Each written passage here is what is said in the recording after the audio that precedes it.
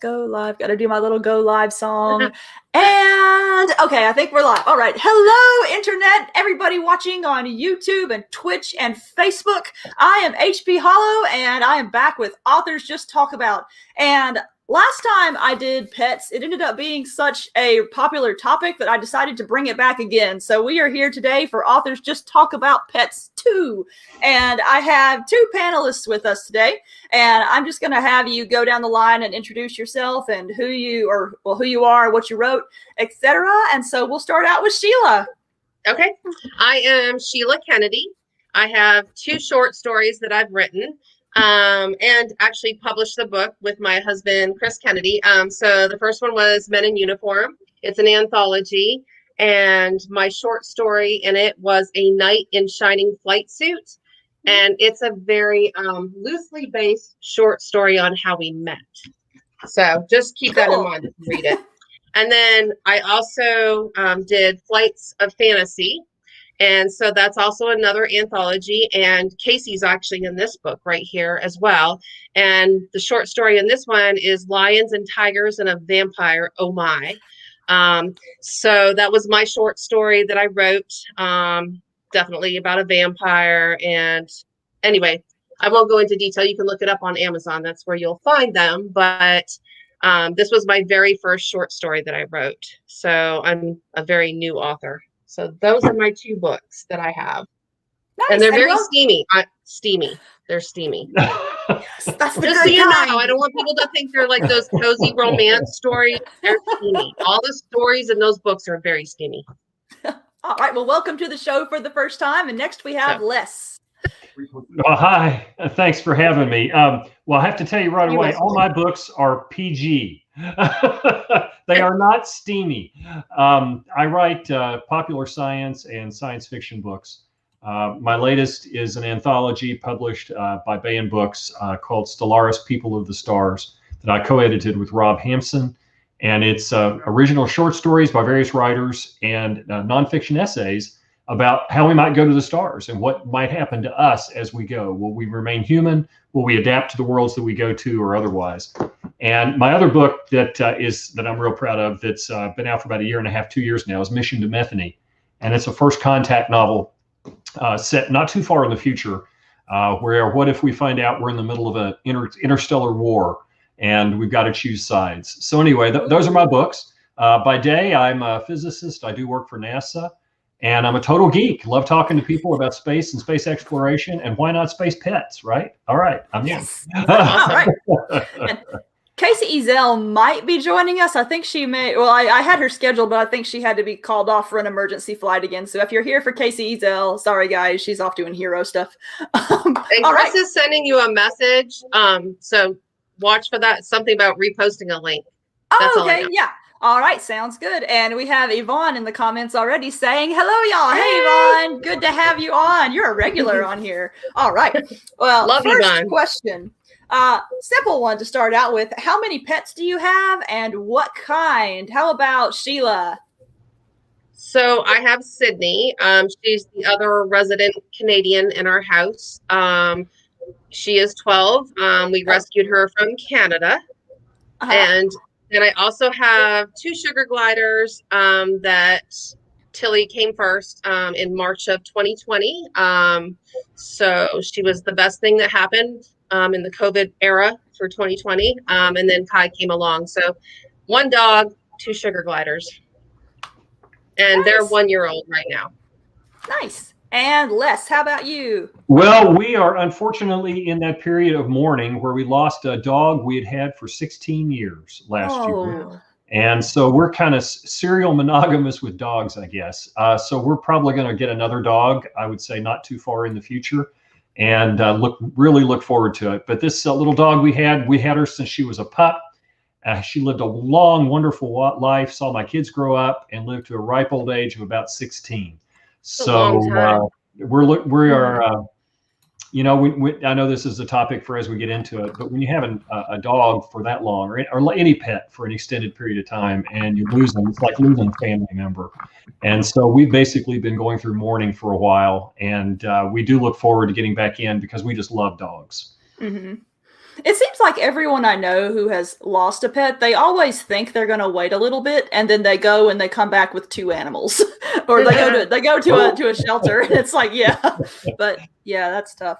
I think some of you guys, I answered most of the pet questions the first time I did this panel, but I will just reintroduce my cat again. I have one cat. Her name is Nova, and she is somewhere in this room. She will show up when I do the, well. Oh, there she's sitting on top of my computer, and she's coming up for her prize. Come up faster, Nova. Here she is. Yep. This is Nova, and she's sweet and is easily manipulated by treats. So she is, well, obviously she's a cat. Hold it. I got to give her treats or she's going to rip me up. Okay, hold it, girl. There you go. Okay. Don't bite my hand. Oh my gosh, Nova. Hold it. We're going to put the treats over here so you can stop eating me. And there we go. All right, next. Oh, stop going. Okay, she's trying to get into the treat bag now. This is going to be chaos. You need to stop rattling the treat bag because they're trying to come out of the bag. Oh, no. Okay. this is going to be mad. They're like, the cat. Is somebody see treat? All right. The cat is just wishing it could eat you, right? I mean, yeah. it's saying, "Oh, I got to eat these darn treats." What I really do is want to hunt you like I hunt chipmunks. Yeah. Well, I'm gonna have to hide the screen whenever the sugar gliders come on, or Nova's gonna try to eat it. All right. Next question. Origin stories. How exactly did your pets come into the family? Are there any exciting stories behind them? We'll start with Les this time. Well, ours is a great story. I felt really good about this. It was years ago. My kids were little. Like I say, we had her for 16 years. My kids were in elementary school, and we were talking about getting a dog. And at the time, I didn't want a dog. I had had one growing up. I didn't want the extra trouble. My kids were enough trouble. We did parenting last week, right? I love my kids, but it's a lot of work to raise 2 kids. And I didn't really want to have a dog. And we had recently seen the original Cheaper by the Dozen movie, not the Steve Martin movie, but the one that's based on the true story of this family. And in it, there's a patriarch of this big family of 12 where they all petition the dad to get a dog. And he gives this big lecture about how we don't want a dog because you all will say you'll take care of it, you'll walk it, you'll feed it. But then when it's raining at 2 a.m, who's going to take the dog out? It'll be me. Yep. And I had just seen that movie, and I basically gave the same lecture, but of course I lost. And I'm glad I did. Because what happened is we decided we'd look at the Ark, and my wife went to the rescue place where they rescue dogs, and someone had brought in a very pregnant Papillon who had been found by the side of the road somewhere and was getting ready to have its litter. And so they brought her into the Ark, and within a day of visiting there, we got a call that the litter had happened and the dog had like 3 or 4 little puppies. So we went in and looked, and we adopted one a few days later and named her Panda because she was black and white, looked like a little panda bear. You could put her in your hand.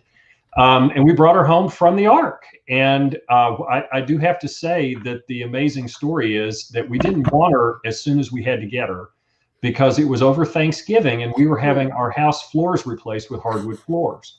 So there was all this banging and whacking of materials to put in these hardwood floors. And we didn't want to disturb and scare this poor puppy. But the Ark was so insistent that, no, you have to get her because other people want her. And if you don't get her before Thanksgiving, we're going to give her to somebody else. So we brought her home, and her first exposure to our house for like 3 days was this hammering and banging around. But as a consequence, the rest of her life, she was never bothered by loud noises.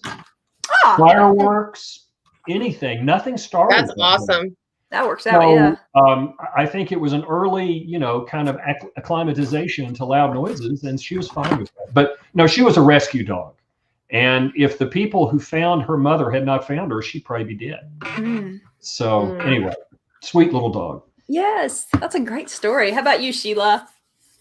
So Sydney, who's currently in the other room right now, she's our Wheaten Terrier mix that came from Canada 12 years ago.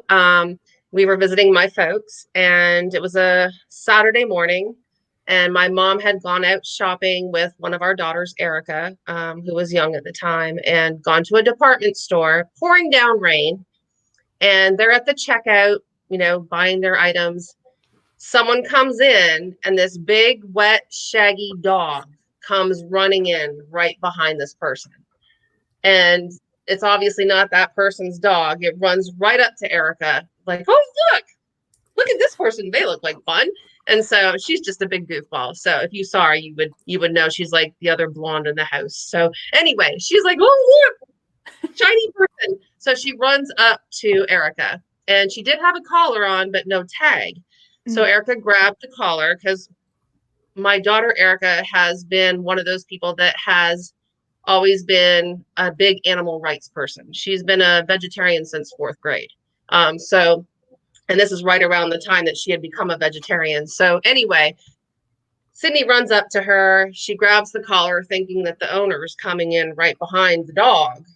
No one shows up. And so now my mom and Erica have this big, wet, shaggy dog, and the store owner's like, or the cashier's like, you can't keep her in here. You've got to take her out. You got to take her out. And Erica's like, well, I'm not going to just push her out on the street. So my mom had to drive around to all the soccer fields in the rain because there were like games going on in the rain, and they're trying to find the owner of this dog, and no one's like claiming her. Nope, no one's lost a dog. No one's lost a dog.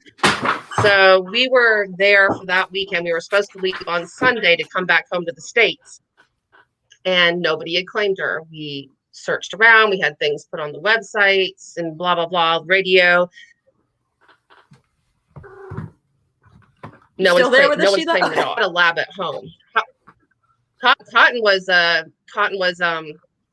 lab that, you know, she stayed home because she didn't like car trips. So we had a pet sitter for her, and we ended up bringing this big dog home with us. And Chris was like, nope, don't need another dog. We've already got one dog, and we don't need another. And Chris versus 3 girls, guess who won? So Sydney came home with us. So she is the other Canadian in the house.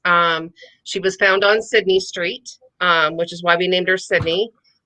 Sidney Crosby is also my favorite hockey player. So that's another plus, but she's a girl. So anyway, so there's Sydney, and then Tilly and Kai, like I said, they came last year at a time that was like really hard and kind of dark and just struggling with things. And you know, the kids aren't home anymore, so they became my new babies, and it was a bonding process where I had to get them to trust me. And so they ended up joining our house last year. And Tilly is a result of the Neptune Festival in Virginia Beach.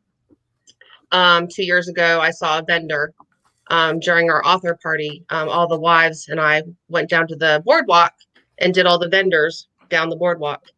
And there was a sugar glider tent. And I've always had a thing for exotic animals. And I saw a sugar glider, and I was just like over the moon in love. But I hadn't briefed Chris. I hadn't talked about sugar gliders ever with Chris. So I put my name on the sign-up list, on the email list, if they were ever coming into the area. But I did not say anything to him. So a year later, when COVID happens, they're like, so we see you're on the list, you know, for a sugar glider. We're going to be in your area, you know, in March. This is last year, because a lot of our shows have been canceled. We've got all these extra sugar gliders, and, you know, we can be at your house on Monday. I have never once talked to Chris about a sugar glider because I hadn't, you know, worked him over yet. So it's like, yeah. So, and when he told me that I could have one, I'm like, what? Really? I was like doing the happy dance around the kitchen. Like, I was so excited. So Tilly came in March and Kai came in September so that she could have a little buddy. So, nice. And they're best friends most of the time. Yeah. Well, Nova, there's a long version of her story, which I told in the last panel, but the short version is that I've always wanted a cat. My husband is not a pet person, just because he doesn't like the he doesn't like the pet mess and whatnot. And hold on, I got to play with banners for a second. Okay, there we go. But at one point, a friend of mine posted that she had taken in this little stray cat who had been coming to her condo, and one day came up to her condo with a giant gash in its side, as if it had been in a fight with a dog or something and lost. And so she got this cat medical help and whatnot, and got it all sewn up and brought it into her house and wanted to keep it. But her existing 2 cats just did not get along with this cat. And so she was like, well, I guess I got to get rid of her, but I've got to find someone good to give her to. And so she posted about it on Facebook with all these pictures and whatnot. And I read her description of the cat, that it was really laid back, really sweet. and just knew this is my cat. And I asked Jacob, and he said no. And so I mounted a campaign to get this cat to convince Jacob that we absolutely needed a pet. And he got a constant barrage of cat gifts and reasons why cats are good for your health and things like that. And over the course of maybe a month or two, I finally convinced him. And he was like, okay, we'll try to get this cat and see if it works. But you have to take care of it and all this stuff. He talks like a parent when it comes to cat stuff because I'm a mess and he's not. And anyway, so I brought the cat home and, I got her all settled in. And she was supposed to be my cat, but she very quickly decided that she was going to be Jacob's cat. And now we've timed her. When he sits on the couch, she is in his lap in 2 seconds. Like Jacob is just her dad and she loves him. But yeah, so it's a sweet story with her. So yeah, and she's sitting here like, why are you talking about me? But I have to riff off that for just a minute because I think pets know. Mm-hmm. I was the one who didn't really want to get a dog all those years ago, but the dog and I immediately bonded. And when I'm at my desk where I am now and I'd be writing or working on stuff from work or whatever, the dog, if I was in here, the dog would come lie at my feet and she would just sit right here next to me. She'd follow me all over the house. I couldn't go to the bathroom without her wanting to come into the bathroom. Okay. And oftentimes when she would need something, and you know how pets kind of make known their needs. The dog will, there's a certain thing that it'll do when it needs to go outside versus when it's hungry, versus when it's thirsty, versus when it just wants to play or whatever. Apparently my family couldn't read the dog. And they would laugh because the dog would come to me and it would whine in a certain way. And I would know, oh, she needs water. Or, oh, she just wants, a treat. And I was almost always right. And my kids were amazed, like, well, how do you know? I can't tell. And I have no idea. You just get that bonding and you can just kind of tell, You just learn their language. We do the exact same thing with Nova. Like we can recognize when different meows mean different things. And it's really weird, but it's also kind of cool. I had a story to add to that and I completely forgot what it was. Oh yeah. Like the thing about animals being attentive, it's really fascinating how Nova can even tell like when we're sick and not feeling well, or when we're just a little bit sad.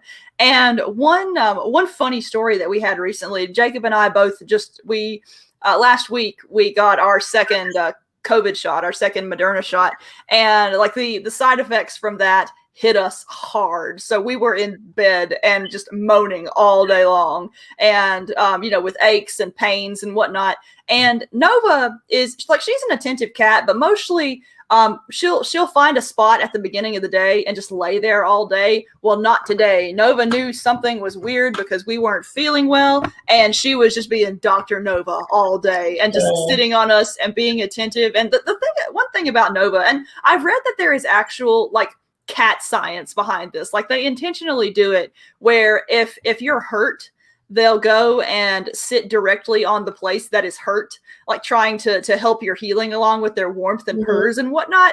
I forget the specifics of it, but I read somewhere that that's a thing they do. And so Nova was just trying to sit on us and make us feel better, but she would get confused because she's like, everything hurts. Where do I sit?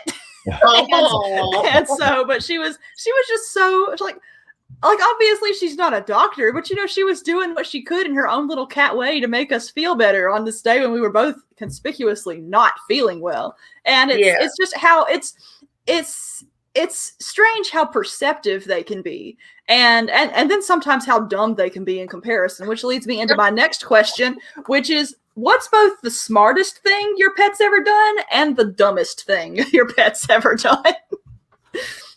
Anyone want to take that one first, or I can go first if you guys want.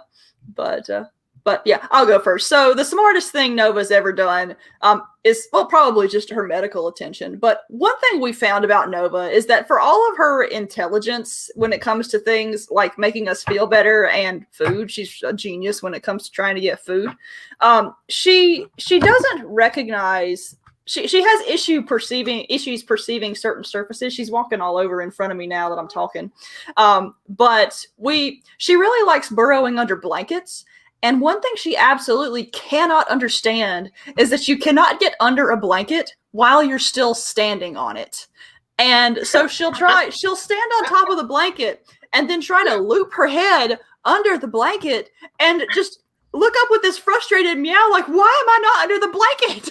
And you have to do a video of that on your Facebook. I'm gonna have to. Yeah, I try to catch her when she's doing it, and then she sees the camera come out, and she just looks up like, "Hey," and then stops doing it. And so, but she also, I have to be careful about leaving papers too overhanging the sides of tables, because she'll walk all over my papers, but doesn't register that there's not a support under some of them. And so more than once on my writing days, I've had to catch her because she stepped on a paper thinking it would support her, and then suddenly she's tumbling off the table. And so her depth perception isn't the word, but she lacks that kind of perception. And so it's funny how cats can be so graceful and so articulate's not the word either. I'm not getting the right words today. It's always the word that's adjacent to the word I'm trying to say. But how just how graceful they are, and then she can just be that clumsy on some things. But yeah. So Les, do you have a dumb pet story for us? Well, I have it's easy to do this one because it just made us laugh every time it happened. We put a little gate up to the living room because there were times we have company, and when we would have company over, we have a discussion group that prior to COVID would meet every second Sunday evening, and we talk about politics, world events, and such. It's a topic that could be done as a separate thing, but we've done that for years, and the dog would come in and just go from person to person for attention, and finally it got kind of distracting for people, I think. And so we put up a little gate to keep her out, but then we'd open it up at other times where it's fine to her to come and go in the living room. And there's this little gate opening like a portcullis, okay? And she would get her bone, and when her bone was lateral, she couldn't get through the portcullis. And she'd just start walking forward and run in, and the bone would catch on the two sides. It was too wide, and she couldn't figure out why she couldn't get through. And she would repeatedly like bang into that. And the whole family, we just roared, and she never learned. 16 years, and that dog never figured out, put down the bone or put it at a different angle or something. She just never quite got it. You have a smart story for us? Well, yeah, on this one, I'm sorry, all my stories are a little involved. I want to hear Sheellah talk in a minute about hers, but we got time. Something my son did. I mean, which I thought was just brilliant, and we've lost the video. I wish we hadn't, but it was back early in the smartphone days, and our dog didn't normally get fed from the table. We were pretty good about not feeding her table scraps. I think that's one of the reasons she lived healthy 16 years is she only, she ate just good quality food and no junk food from us, right? So he left meat on his plate at the Nook table, and there's a chair, and we were all out of the room, and the dog knew she wasn't supposed to get up there. And so he went in the other room and kind of closed the door and took his camera, was filming her through a crack in the door. And that dog walked up, and she could smell the meat, and she was on the ground. She put her head up and she sniffed, and you could tell she was smelling it, but she was a good girl. She walked away. 5-7 seconds later, she walked back in. This time she didn't stay on the floor. She jumped up in the chair and looked at the meat on the table and smelled it. And you could see her head look around to see if any of us were there. Nobody was there. She jumped down and walked out of the room. 7 seconds later, she comes back. She jumps up to the chair. She puts her paws on the table at the plate where the meat is. She sniffs. She looks around the room to see if we're there. And when she sees nobody there, she grabbed the meat. Man, oh my goodness. Planning. Wow. And we got that on video and just roared with laughter of that. But I don't know where the video is now. But that was pretty smart. And it also convinced me that they do have a sense of right and wrong. Mm-hmm. That dog knew she wasn't supposed to do that. And she was looking around to see if we were there because she didn't want to get caught. Yeah. That actually reminds me of something Nova would do. It's another dumb cat story as opposed to a smart cat story. But I used to let her out. She wants to come outside with me when I write. And I didn't want to bring her outside initially because I didn't want her to, run away and then not come back. And so I would put a little harness on her and a little leash and then just loop it around one of our chairs so she could hang out outside with me on the porch when I wrote. And she didn't like the harness. And eventually she figured out a way to get out of it. And she might have discovered it by accident, but eventually started doing it intentionally, where if she wanted out of the harness, she would intentionally go to the edge of the porch, fall off the edge of the porch, and then just flip backwards out of the harness. And then she would just have to make this little somersault, not shape. This little somersault gesture, and it would just eject her out of the harness, and then she would go on her merry way. And it was just the strangest and most complicated way to get out of that harness, but she did it. And then she got showed back in the house for the rest of the day because I didn't trust her after that. But eventually I figured out that her sense of adventure is directly tied to the amount of food she has access to. So even when she does get out of the house, all I have to do is shake the tree bag and she comes back. So now she can go outside without a harness. But yeah, that was the first time I saw her do that intentionally. It was like, what? Anyway, Sheellah, it is your turn now. Talented. Oh yeah, that is talented. Nova doesn't have a middle range. She's either a genius or she's dumb as a rock, and that's yeah. All right, it is your turn, I think Sheellah. Tilly and Kai, especially Tilly, is probably a lot like Nova, because I think they're like miniature cats. They have a lot of the same traits and sense of adventure. For Tilly, when I first got her, it was probably like in month 2. She somehow figured out how to open the little side doors on the cage. So there's like the big cage doors on the front. There's like 2 big cage doors, but there's like 2 on the sides. I think they're like for like nesting boxes or whatever they are, but they were like pretty secure. But somehow she figured out how to get it out, get it open. And I guess Kai was already there by that point because he's the one that tattled on her. But it was the middle of the night and Kai started barking. So with sugar gliders, they bark. They bark when they're excited. They bark when they're scared. They bark when they're bored. They sound like chihuahuas. And asked me how I know at 5:30 this morning, Tilly was bored. And she's like, hey, are you up yet? Hey, are you up yet? This is the song of my people. Are you getting up? So it sounds like a very high-pitched chihuahua. So anyway, Tilly made a jailbreak. And I have no idea how long this is in our house in Virginia Beach, was 2 stories up on the 2nd floor. She got out of the cage. She apparently explored the whole entire 2nd floor of the house. Now she's tiny, so she could have got up underneath a sink, gone down through, like just the thought of what could have happened is terrifying. But she went around and she explored. We know she was in Chris's office because his bookcases, all of the little knickknacks that were on the bookcases were either tipped over or rearranged. That was the ghost. That wasn't the cat. It was awful. And so anyway, she got back to the cage and she was thirsty, I guess, from all of her explorations of the house, and she couldn't get back in. So she was trying to figure out how to get back in, and Kai saw her.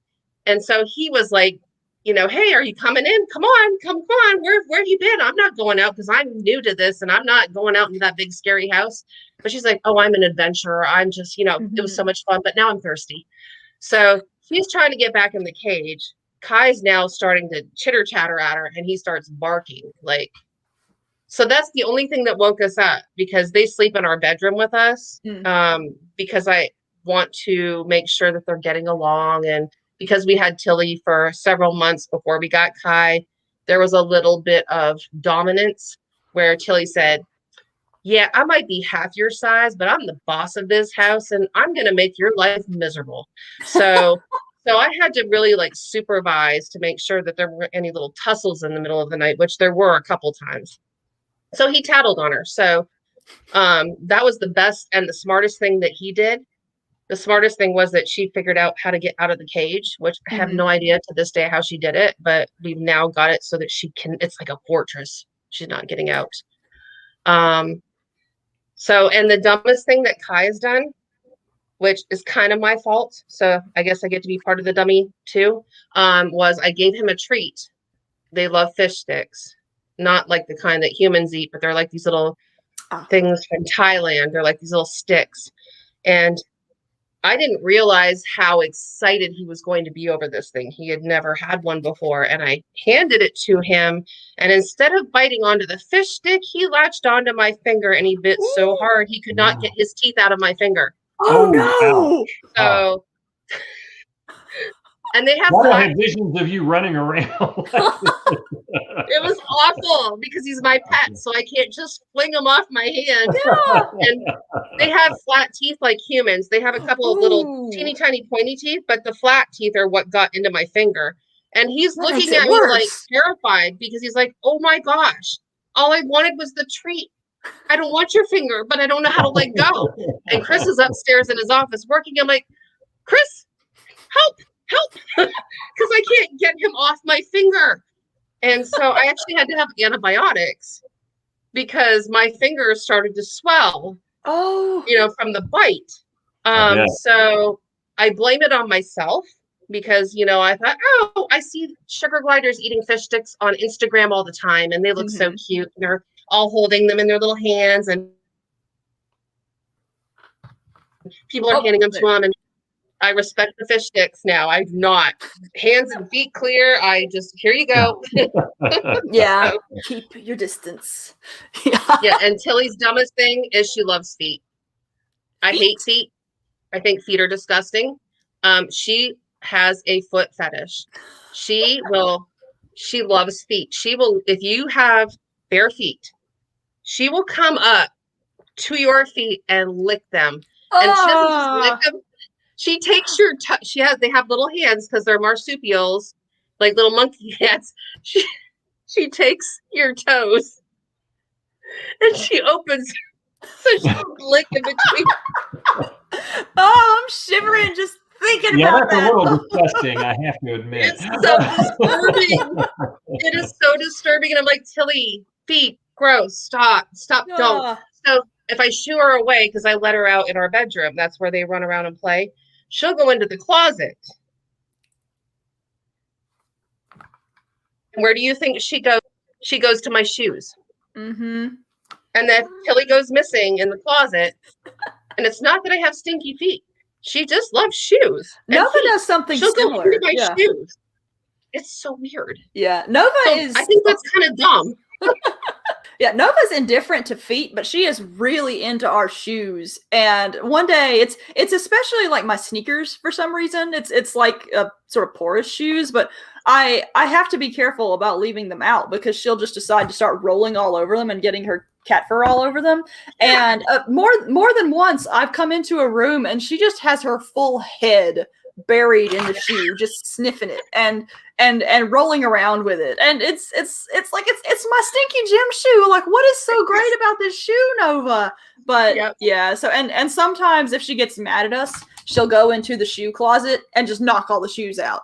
And which we have to be careful about because it's right in front of our bedroom. And so it's like if we have to get up in the middle of the night, we got to watch out for shoes if Nova's mad. So it benefits us to keep the cat happy. So I think everybody's got a pet story with shoes. Not my pet, but I had a really close friend in high school. I would go over to his house all the time, and his little Yorkie hated my shoes. And I got along fine with that dog, but the dog would attack to bite my shoes every time I went over there. And so I had to eventually take off my shoes before I went into the house.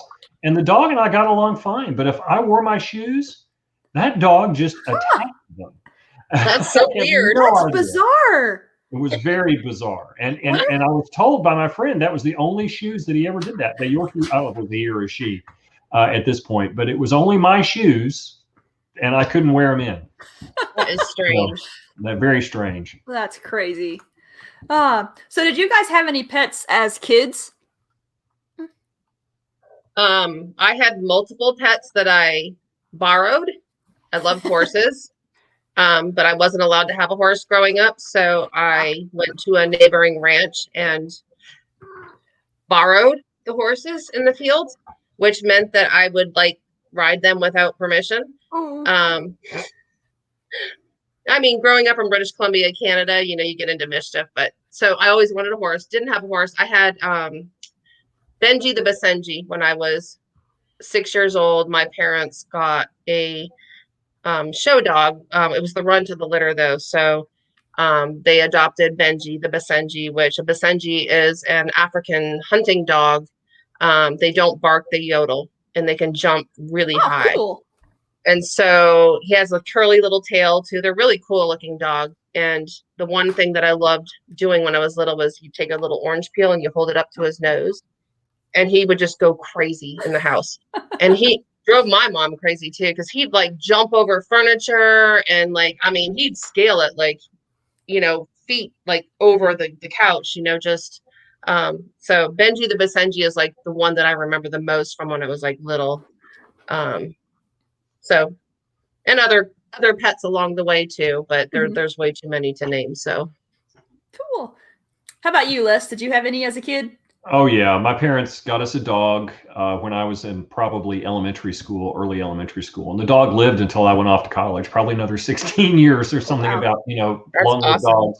It was a little Manchester Terrier, and not real small, just the right size to be in your lap. Sweet disposition little dog. And I remember so many fond memories of her. Her name was Cricket. And my mom didn't like the idea of the animal being just laying on the couch or on you. So she sewed, my mom was a seamstress, so she sewed a blanket for Cricket. And we trained her that if she wanted to get on your lap, we would say, bring your blanket. And she would go grab the blanket. And she would bring you her blanket and you put it on your lap and you didn't have to do anything. After it was on your lap or on the couch next to you, she knew she could get up. If that blanket wasn't there, she wouldn't jump up. That's a smart dog. Oh, she was really smart. And I also have fond memories of her. We had floor vents, the kind of corner vents in our house. And the dog would like to sleep on the heater vent. I lived in Kentucky, and in the winter, it's kind of cold. And it's a gas furnace, so the air gets warm coming out of those vents, and the poor dog would fall asleep, and then all of a sudden it would get too hot and it'd wake her up and she'd screech, she'd kind of yelp, and it would burn her because she'd be sleeping there blocking the vent, and then all of a sudden you'd hear this yelp and the dog would leap, you know, and it's weird. Oh my goodness. Fell asleep on the heater vent. Got lots of memories of fond memories of that dog. And you mentioned your dogs could tell when you were sick. I was a sickly little kid. I had allergies. I had to have my tonsils out. I was sick all the time. And whenever I was sick, I remember the dog would know that. And Cricket would come try to comfort me, and she would stay with me when I was sick. And I like to think there's a special place in heaven for dogs like that, because she was just a really compassionate little dog. And I'm probably anthropomorphizing with memories of 50 years ago, but she was a great little dog. I had a story, but I forgot what it was, so we're going to move on to the next question. Have your pets appeared in any of your books or stories or anything? Not in my stories, but Mark Wandry wrote a sugar glider alien race into the Four Horsemen universe based on Tilly and Kai. Oh, cool. Which race is that? Because I know there are like a million races. I'm not sure what it's called. I just remember that he talked about the fact that he was going to write, you know, a sugar glider alien race into one of the Four Horsemen books. I can get the title for you. I don't know it off the top of my head, but well, there's so many books in that universe now that you can be forgiven. It's so hard to keep up with. Yeah. So, but I haven't done it personally myself. I thought about doing like a children's short story, or like a children's story, like a 32-page book, you know, about adventures of sugar gliders, but also doing it on a educational level too, teaching people about, you know, sugar gliders, but that's in the future. So how about you, Les? Well, I have, and I have to admit I did it with some intentionality, because the main character in my book, Mission to Metheny, I don't ever say it in the book, but he's clearly on the autism spectrum. And as a consequence, some of his social interactions are a bit stilted, and people misunderstand him frequently and aren't really sure that he's a friendly person or a good guy. But I wanted the reader to know that he is, right? And so I kind of used the trope of, how do you do that? Well, you have someone who's kind to animals. So he has two dogs, and they are named after the two dogs I've most fondly remember in my life. The one that we had, who's now passed away, which was Panda, and the other one was from my childhood, Cricket. And so anybody who knows my family, when my daughter read the book, I could hear her go, "Oh," when she read the dog. Nice. I put both dogs in the story briefly, just a very brief mention. Mm-hmm. But part of it was because I have this opinion, and I'm sure it's not borne out by fact, that people who love pets and respect their pets and are loved by pets, they have a good heart in them. Mm-hmm. And I just think that, not that people who don't have pets don't, because some people have allergies. I understand all that. But I think, to me, when I see somebody who's really caring for an animal, I feel like I've known this person, and I'm immediately more empathetic with them, because it's a shared experience, and they are so dependent on you for everything, right? That, how could you not take care of and love them? And anyway, so yes, I had intent when I put that in the book, because I wanted my reader to understand that this person who was a little bit abrasive really had a kind heart. And what better way to do that than to put them in their pets? Yes. I'm going to read this book now. I mean, I was going to read it anyway, but I'm moving it further up my list now. It's not a big part of the book. It's just a small part of the book. It doesn't need to be a big part of the book. It's got animals in it. It was important for me. It was important. Yeah, now you know the whole backstory on Panda, so that makes it even cooler. So. Yeah, Nova has not appeared in anything I've published yet, but she's actually a main character in a series that I'm releasing later this year. And so the series involves like an entire race of like talking anthropomorphic cats, and Nova she takes center stage in it. But I've also, like you, Sheellah, I've also considered writing a children's book about Nova, precisely because it's almost a catchphrase in our house now to say Nova no, and so Nova no just lends itself to a nice title for a book, and it would just be I imagine it would be like a little picture book of someone learning the virtue of waiting for things, because I think Nova, Tilly, and Kai are probably kindred spirits. Probably so. That, even though it's a cat and sugar gliders, which they're not a rodent, so apparently cats aren't supposed to attack marsupials because they're marsupials and they're not recognized as a rodent. I don't know that I want to test that theory, but I'm saying that I think Nova and Kai and Tilly would be really cute together on an adventure at some point. Oh yes, that's actually a good idea. Potential collaboration for the future. Yeah, but it's funny how, like, just speaking in terms of the theme of that potential book, like Nova has actually learned to wait, and it's the weirdest thing, because when we first got her, she would see people food while we were eating, and she would just jump up and try to get it immediately, especially on sushi night, because raw fish. And over the course of the years we've had her, she's actually gotten to the point where, like, Jacob and I will sit on the couch and eat, and while we watch TV, and she'll sit between us and wait politely, because she knows that Jacob is going to give him give her a little bit of fish. And it's just bizarre how patiently she will wait despite being an animal. And so it's like she actually has learned the virtue of waiting for things instead of just going up and getting it immediately. Now, granted, that doesn't mean she does it all the time. She's really into public subs right now, because and so I've been having, and it's specifically Publix subs. Like, she doesn't care about any other sub that comes into our house. But I was sitting down eating lunch one day, and with other subs she doesn't bother me, so I thought I was safe. But no, I go and I take a bite, and suddenly Nova sees the sub, and her mouth is like right next to mine. She's trying to bite the sandwich out of my mouth, and it's like, what the heck, Nova? And she's, what are you doing? Might be just better quality meat, right? It might be. It's that good boar's head meat. It is. No, they can tell good quality. I mean, it's innate to them. Fresh, good quality stuff. They can tell.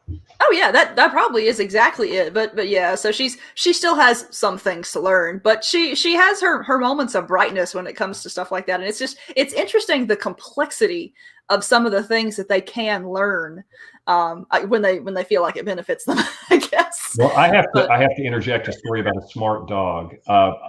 My daughter has type 1 diabetes, and she's told me she's okay for me to tell people about this. She's now a young adult. She's in her 20s and successfully on her own, but she was diagnosed when she was 3 years old.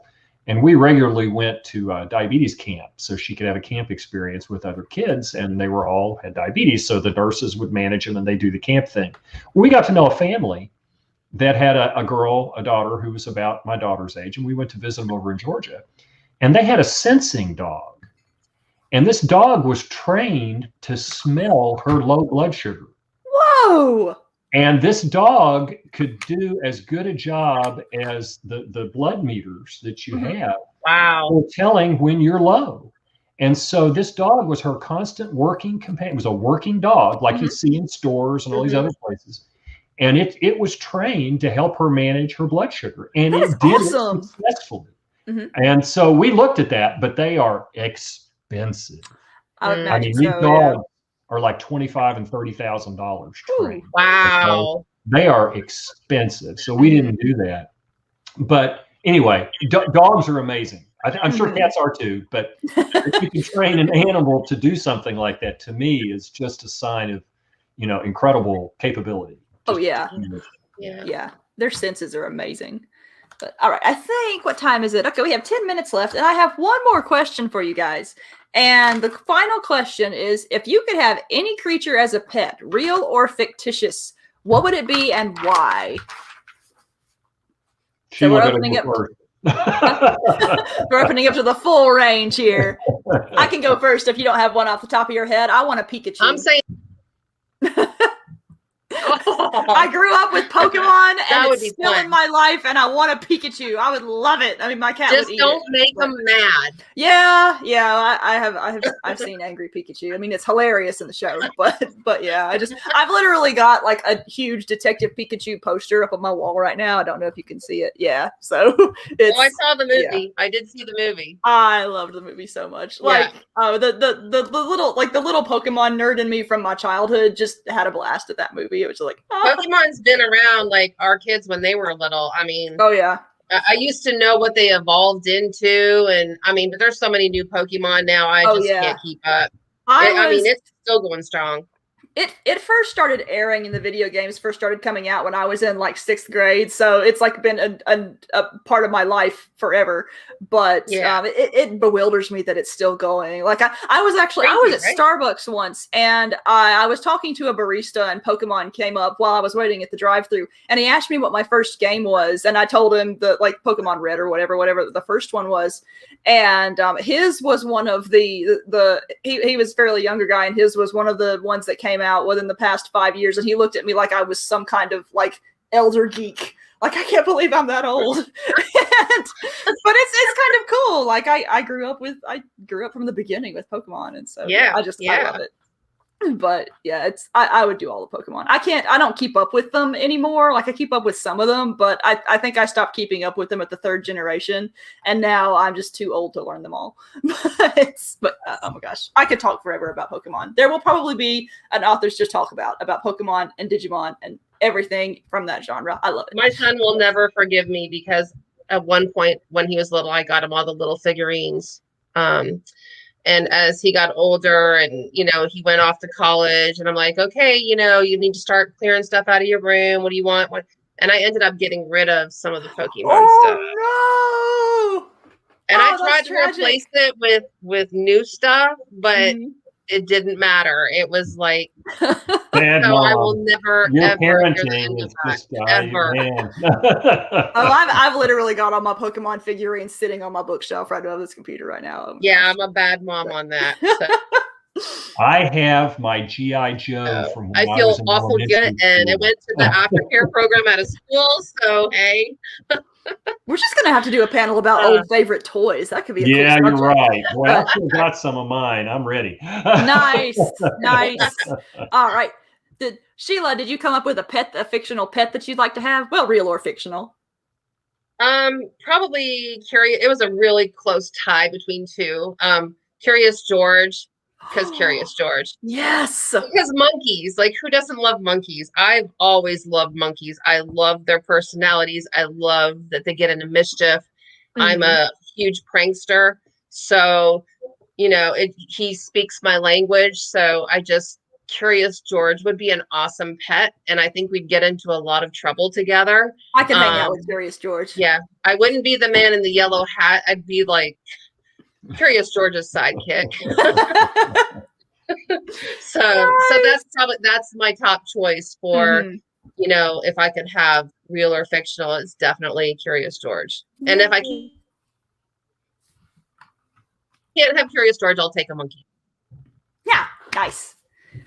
When I was growing up, one of my mom's friends had a pet monkey, and I always remember being really mad that she got rid of the monkey before I had a chance to meet it. Like I think it might have actually like passed away or something, but it did it before I was old enough to meet this creature, and so I was mad about it, irrationally mad when I was a kid. But how about you, Les? What creature would you like as a pet? Well, two answers to that. There's the real world answer, which is I would just give anything to have a little panda back, because I really miss that dog. She was really quite a catch. But in the fictional world, fictional pets, I would have to go with one of David Weber's tree cats. Yes, from his Honor Harrington series. Absolutely, an intelligent, an empathetic, intelligent, semi-telepathic defense cat. That's easily one of the coolest alien creations in all of fiction. I love them. I love them so much. But yeah, I'm not a cat person, but I really would like that one. I think so. Yeah, it's really I really like how the Star Kingdom books go into the tree cat culture too. Like you get a deeper look into how they work and what it's just a really cool thing. Well, we are just about out of time, so I don't think we have any questions from the audience remaining. So I think I'm going to close this out. And thank you guys for joining me this evening. This was a lot of fun. And so before we go, I'm just going to have you guys say again who you are and what you wrote and where we can find you. And yes, do we get to see the sugar gliders? So they wake up at 10. So they are due to wake up in like an hour. Ooh. They're sound asleep in here. Oh, so hold on. I'd like to keep my finger. Yes, that'd be good. Yeah, we don't want to repeat of the embedded. Kai's a little bit of a pouch protective glider, so he's like, all right. They're not normally in this pouch either. This is like one that I actually wear in my shirt, believe it or not, that I made. So, here we go. Here's a quick sneak peek. Oh my goodness! Look at that. They're so sweet and so little. They say hi. Oh, it's the right light. Oh, see, that's Tilly. Oh, Tilly's making a break for it. She's the one that's. Yeah, I don't think I get go these far near because the they're in a cat. new room. Okay, we'll go back in. Go back in. And this is Kai. He's kind of like Eeyore. He's a little slower. Tilly's already back in the pouch with me. But that's Kai. Oh, they're so sweet. I keep wanting to reach out to the screen and boop his nose. Oh, he's trying to go. Oh, there we go. He's trying to go into the computer. Oh, so there you go, buddy. I know. You're gonna have to sneak them to a con one day so I can pet them in real life. Oh, they're coming to Fantasy. I take them everywhere. They nice. I don't tell people that I have them in my purse. They have more purses than I do.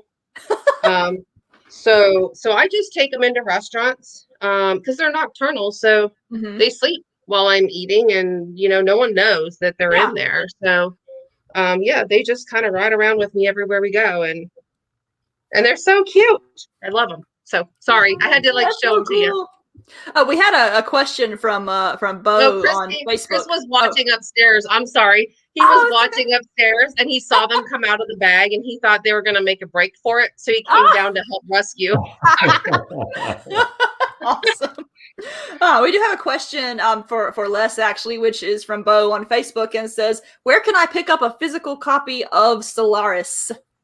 Well, it's available. You can get a physical copy at Barnes & Noble. You can order it on Amazon.com. It's published by Bay & Books, so wherever paperbacks and books are sold, if they don't have it, you can order it online. Nice. And Les, do you have any other books you want to tell us about before we close out? And then Sheellah will go after you. Sure, I do. This is going to be a big year for me. My next novel coming out will be in August. It's called Saving Proxima. And it's co-authored with my friend and frequent collaborator, Travis Taylor. It's coming out in hardcover from Baen. And it's the first book in a 3-part series. Oh, nice. We expect to have a book out every summer for the next 3 years. It's hard science fiction. And it's about the first contact, hearing a SETI signal from a place you wouldn't expect, from a source you definitely wouldn't expect. Ooh. So it's called Saving Proxima. Then Bane's reprinting one of my anthologies called Going Interstellar. That'll be out in September. And then I have another novel that's just me, that's the start of a new series. Good Lord. Called The Space-Time War. And that'll be out in October, also from Baen Books. So it's a big year for me. I've got one reprint and 2 new books coming out. Nice. And That's Sheellah. awesome. So I currently just have the 2 short stories, Flights of Fantasy, which is the anthology, all fantasy short stories. Definitely, like I said, steamy romance. So if you're looking for like cozy romance type stories, you're not going to find it in this book. These are very like It'll steamy. keep you awake. It took me a long time to write the short story. It was very challenging. So that was the first short story in Flights of Fantasy.